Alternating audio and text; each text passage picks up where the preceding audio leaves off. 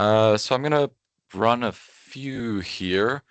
I'm gonna, so like I said, I'm gonna take you through my tool of choice. So I use an application called Codex, which is from OpenAI, and I'm currently using the ChatGPT model, so 5.5, and I run them at medium, and well, for the demo purposes, I'll run them at fast here. And so what you do in like a Codex or a Claude desktop or any AI tool that there is, even Microsoft Copilot, I'll show you that a little bit at the end of the demo, and Teams itself through the Copilot integration as well. Or directly in the app. So there's many different ways that you can interact with this. But in this instance, I've got my MCPs connected. I just wanted to make sure that they're testing and running. And here's a sort of first food for thought that really plays well when it comes to AI. And so I've got Raptor connected to our Qlik Sense on-prem server. There are data connections that are connected there. They're demo sources, but proper data sources, multiple tables, good records in there, things like that. But with something like that now at my fingertips, now I can start having conversations around that data before I've even created an application or built a model even in the first place. And that's how I set these demos up as well, is that I would have a conversation with my agent and say that, okay, you've got an AdventureWorks or a CIB Finance data source connected to you. This is the name of it. Can you please go and analyze this data source, look at the tables, look at all the fields, look at the parity between the two. How would we do an associative architecture? How would we do a QVD architecture if there was anything? Just generate metadata, generate any specs around it as well. So in terms of what we could do, what's the possibilities? You can already have Can I templates. just intermit here quickly? So that could Sure. be all various Sage connectors then to the customers or within their own domain. Yeah. Yeah, correct. So planning even the different, those sort of connectors that you could have the discussions around those connectors and pre-plan the entire structure before you've even built a single application to know what's even possible. So like the QVD architectures are great because now you can say, okay, let's make it light and do incremental loads, create marts so that we can improve performance on the final applications, everything like that. And now you have all this documentation that's available, and same in my instance for the demo purposes, I now have these nice little prompts that I can come over and paste that here so that we can at least start a live demo. The only thing I want to update here, because I haven't updated to the latest thing that we can include. Oh well. Actually, I'll show you how we do that afterwards anyway. So just to sort of run through, well, I'll kick that one off first, and then I just want to go back here so that maybe I can show, I'll take one of these PowerBI ones, and I will.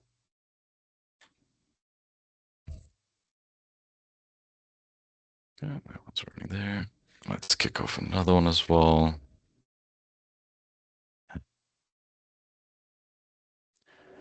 Create a fresh app, compare, publish, add Raptor Assistant extension to Sheet.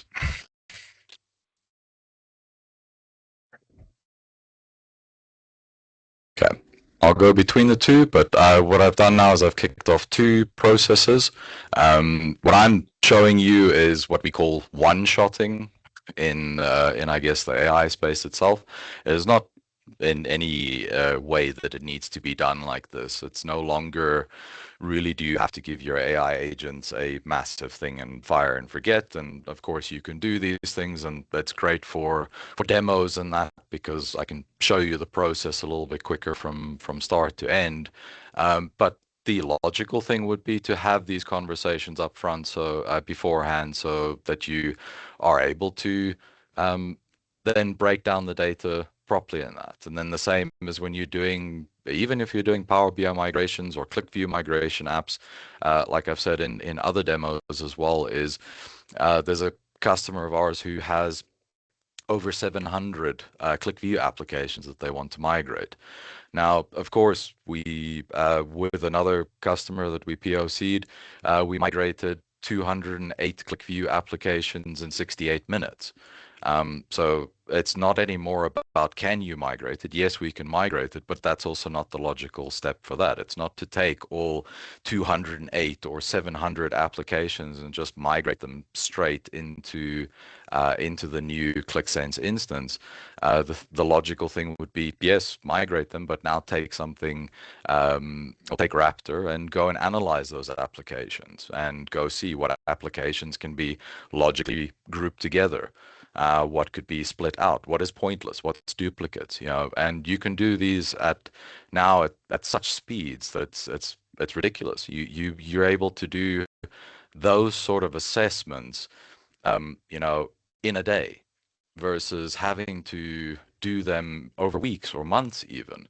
Um, my favorite new term is that you're not thinking at the speed of your developers anymore. You're thinking at the speed of your data because with this method, now we're able to build applications, build on top of applications, get insights from applications, have end users analyze and get produce insights from the creations as well on a daily basis, so much quicker and so much easier than traditional methods. It's no longer the sort of wait a good couple of weeks or months for a developer to build something. But yeah, so another one of the reasons why I like using something like Codex or even Claude Desktop or Claude Code is being able to see the outputs between the two. So I can swap between these two. I can see, okay, this one's busy with the creating some master items already here. It's created the script. This one is, well, it's busy reloading the Qlik application already here. It fetched the connection that's available. And then use the Power BI migration MCP tool to go fetch the workspace, fetch the DAX measures, fetch the sources, everything like that. See if we have the same source on the Qlik side. And then once again, if you don't, then start having a conversation about creating the same source on the Qlik side. That's really the biggest thing between even the QlikView to Qlik Sense migration or PBI to Qlik Sense migration. It's just having the same source connector on either side. And if you have a strong enough model, then you can also get it to help you do it as well. So look here. Okay, well, creating some visualizations. Well, okay, let me add in here. Can you also add the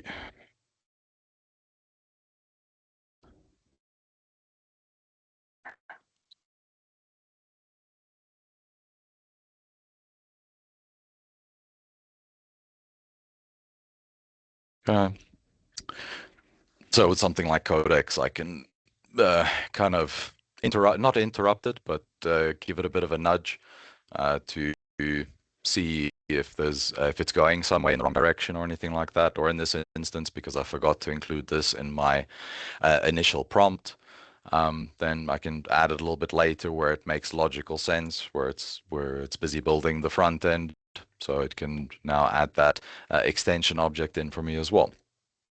And hopefully soon let's see how things are going here. Okay, so now the model matches the retained Power BI sales, so it's busy with its validation process as well. So it's just making sure that the number in Power BI is the same number that is in Qlik. Now it's creating the sheets. Let's move over to here. Okay, so now it's understood my extensions query, so it's just looking at our extensions manifest, and then it will add it. And to talk a little bit more about extensions and that, actually, you know what, I don't want to confuse you too much. I will show you that when I go through the application itself. Okay, there it's understanding the settings that's needed for it as well. And this one is just busy creating its visualization still.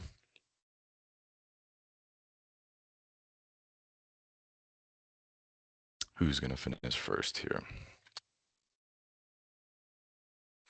Well, actually, while we're waiting here, so I did mention in the executive brief the skills that we do have as well. So I can show you in something like this, but like I said, doesn't matter the tool that you've got. We do ship all of these with every single one of them. So what we include is a huge library of skills. So these are the skills that I spoke of earlier.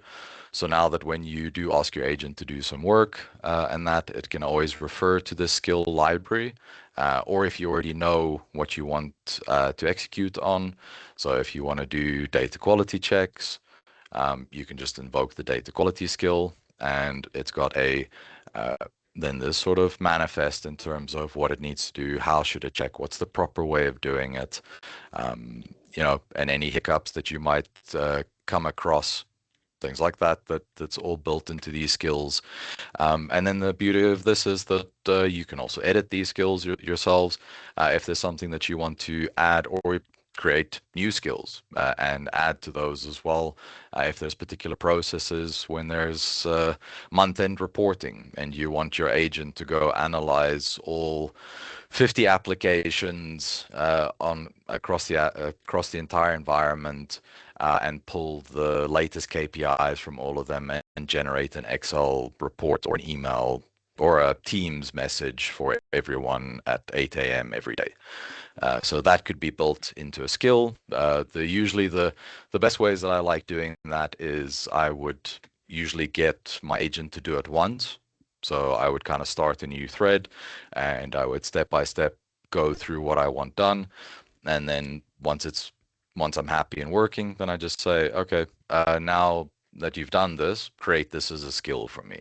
And then it knows what to do to go package all that up nicely into its packaging, and then I can just invoke a skill. So to give an example is we have Massa, so you could now invoke any skill from here, and that's what would be executed on every single time there afterwards.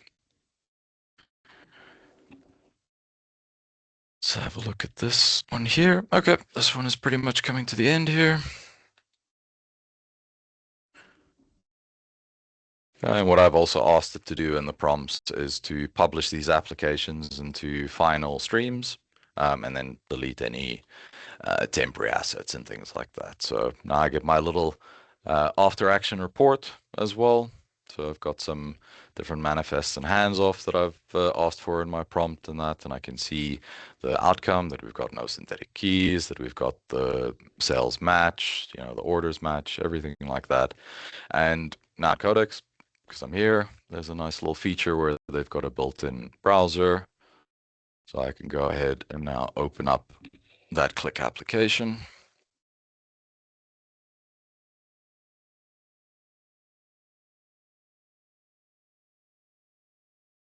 This one seems better at least. There we go. Okay.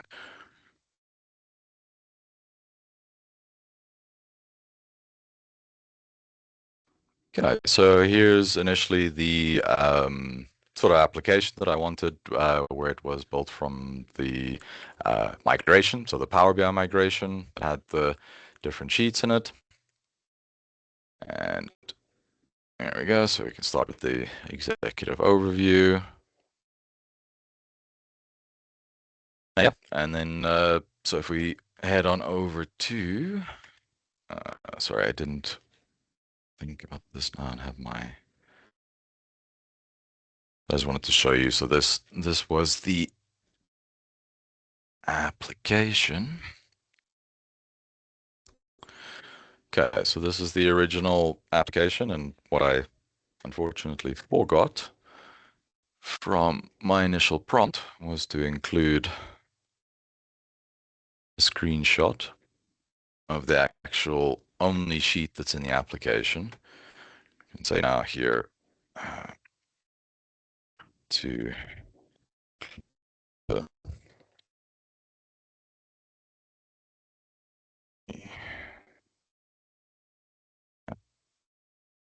can you please exec sheet to match.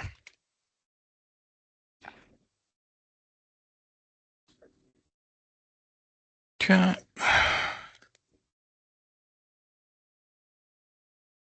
So got it. Let's gonna have a look here. There. Let's have a look here on this one. Okay. Oh, here's the other application I also to build. So the CIB finance and treasury control, giving me a whole bunch of stats on it as well. What's there? So those, okay, I found a caveat. Okay, so those data mismatches, once again, I can now get with it and work and fix on this and see what's possibly the issue with the data on that side. But here I can review the application that's been built now. I can see the analysis, and then I can, after this, I've got the Raptor Assistant attached in here. So this can now be linked into whichever LLM model that you want. So whichever endpoints that you support or manage or whatever the case is. In my instance, I've got GPT-5.4 here, and I can say, okay, what insights can you provide app?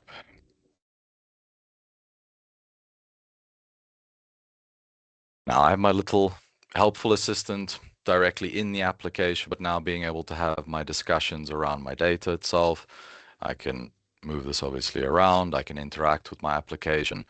I can go through, see if there's anything that maybe I want to have a further discussion on in that, and interact with, keep having my conversations. Or if you want to add some extra sheets or make any changes in that, you want to change this from a line graph to a different object, you can do that. And here we go. So let's open this one up. So this is the one JC built the whole data structure from scratch directly from the data. Yeah, correct. So that data can be Sage or anything else, as long as it's connected to Qlik. Yeah. Yes, exactly. I think hopefully, I guess if that wasn't clear enough. So as long as the data is connected in Qlik, and there's not much that you can't connect to Qlik these days, then Raptor can interact with it. So even if it's a REST endpoint or things like that, it can work with it.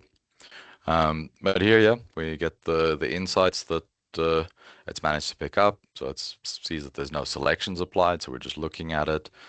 What's the top executive insights from there? What stands out? Overdue is very high relative to open exposure, versus the other open. The largest bucket is 1 to 30, which suggests a strong collections opportunity.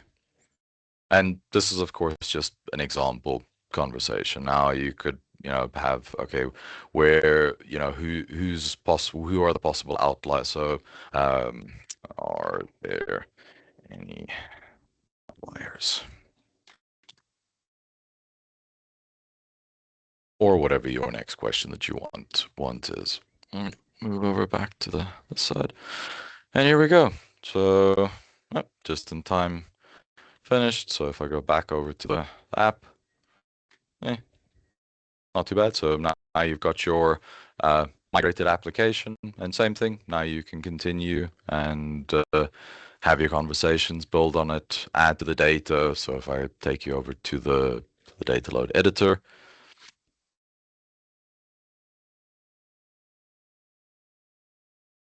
that's the whole script that it's created. So none of this is pre-created or anything like that. It's just because it knows that there was the demo adventure works, and in my prompt, which one to use, and then loads the data in, does any changes that it might see fit.